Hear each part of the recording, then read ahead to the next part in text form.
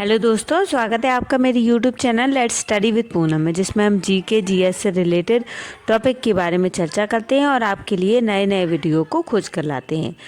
2066 तक ओजोन परत का छेद पूरी तरह भर जाएगा। आज इसी खबर को जानेंगे।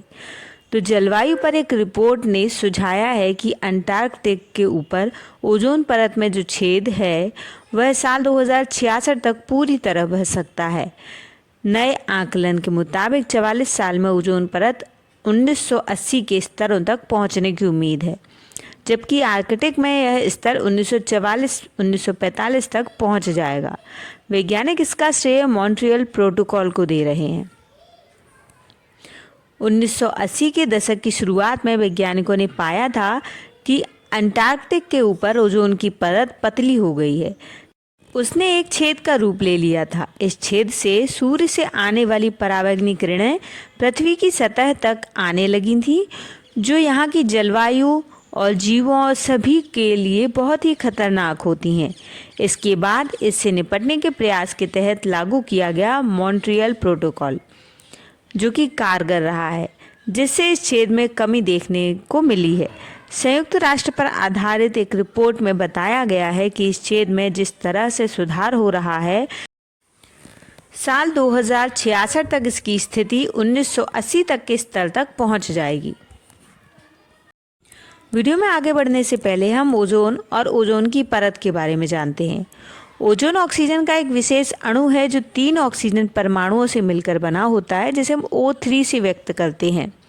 यह बहुत सारी मात्रा में वायुमंडल की क्षोभ मंडल परत के ऊपर समताप मंडल के निचले हिस्से में एक परत के रूप में बनते हैं, जिसे ओजोन परत कहते हैं। यह परत सूर्य से आने वाली पराबैंगनी किरणों को अवशोषित करती है और ओजोन परत में छेद का मतलब इस परत में ओजोन की मात्रा नहीं के बराबर हो जाने वाला क्षेत्र बन जाना है, यानी उस क्षेत्र में ओजोन बहुत कम मात्रा में रह जाती है। जब वैज्ञानिकों ने 1980 के दशक में इस परत का अवलोकन शुरू किया तो उन्होंने पाया कि अंटार्कटिका के ऊपर यह परत में ओजोन की मात्रा में बहुत तेज़ी से गिरावट आ रही है। उन्होंने पाया कि इसकी वजह से क्लोरोफ्लोरोकार्बन जैसे रसायन है इसकी वजह, जिसका उपयोग एयर कंडीशनर, रेफ्रिजरेटर, रंग रोगन वाले पदार्थों और फर्नीचर में उपयोग किया जाता है। आगे के अध्ययनों में यह देखा गया कि ओजोन परत को नुकसान केवल अंटार्कटिका के ऊपर ही नहीं बल्कि आर्कटिक के ऊपर भी देखा गया है, यानी ओजोन पर व्यापक तौर पर नुकसान हो रहा है। नए आकलनों में पाया गया कि यदि वर्तमान नीति को इसी तरह से कायम रखा गया तो आने वाले कुछ दशकों में स्थिति में नाटकीय परिवर्तन देखने को मिलेंगे। अब जानते हैं मॉन्ट्रियल प्रोटोकॉल क्या है।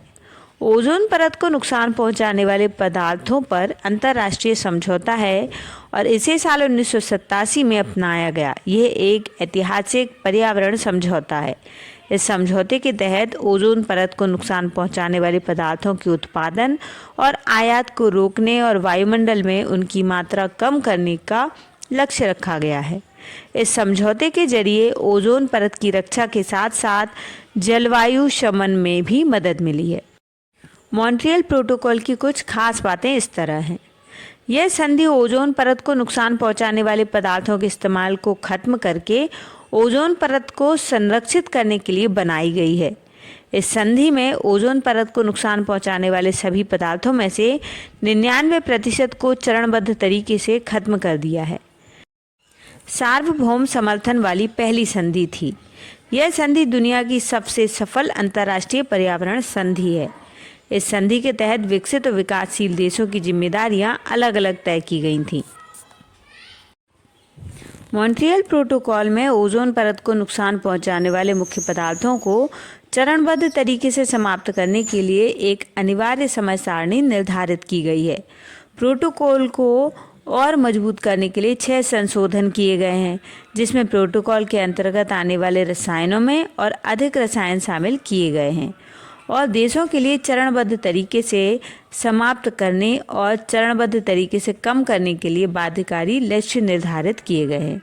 मॉन्ट्रियल प्रोटोकॉल के तहत बनाया गया बहुपक्षीय कोष विकासशील देशों को उनके चरणबद्ध तरीके से समाप्त करने के दायित्वों को पूरा करने में मदद करने के लिए वित्तीय सहायता भी प्रदान करता है।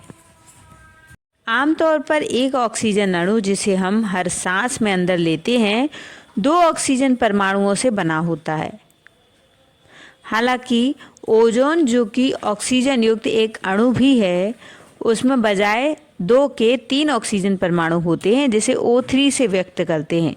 ऑक्सीजन पृथ्वी के वायुमंडल का 21% हिस्सा बनाती है, जबकि ओजोन 0.001% से भी कम बनाती है। इसलिए यह बहुत छोटा है, लेकिन इतना छोटे होने के बावजूद भी यह हमारे जीवन में बहुत महत्वपूर्ण योगदान रखता है। ओजोन अणु सूर्य से आने वाले परावैंगनी विकिरण और O2 अणुओं के बीच की क्रिया से बनते हैं। जब O2 अणु विभाजित होता है तो 2 मुक्त ऑक्सीजन परमाणु अन्य 2 O2 अणुओं के साथ बंध बनाकर O3 अणु बनते हैं। चूँकि UV विकिरण अधिक ऊंचाई पर अधिक तीव्र होता है, जहाँ हवा पतली होती है, यह समताप मंडल में होता है, जहाँ अधिकांश ओजोन का उत्पादन होता है, जिससे ओजोन परत बनती है। ओजोन परत लगभग 10 से 40 किलोमीटर की ऊंचाई के बीच फैली हुई है, जो लगभग 25 किलोमीटर पर चरम पर है। ओजोन परत पृथ्वी पर जीवन के लिए बहुत महत्वपूर्ण है, क्योंकि इसमें UV विकिरण के सबसे हानिकारक रूप UVB विकिरण को अवशोषित करने के गुण पाए जाते हैं।